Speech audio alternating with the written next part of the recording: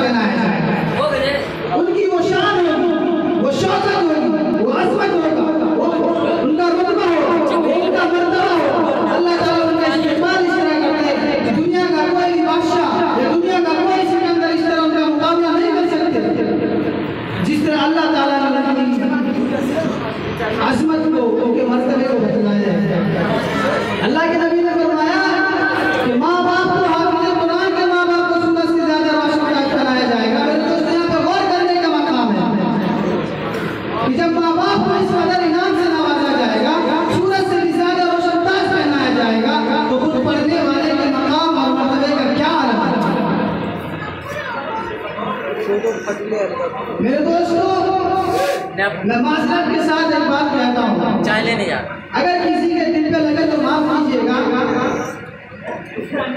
आज हमारे गांव के अंदर अल्हम्दुलिल्लाह बहुत सारे मुफाज़े किराम हैं, बहुत सारे कुर्रा हैं, बहुत हाफिज़ हैं, बहुत क़ारी हैं, लेकिन हम कभी उसकी कदर नहीं करते।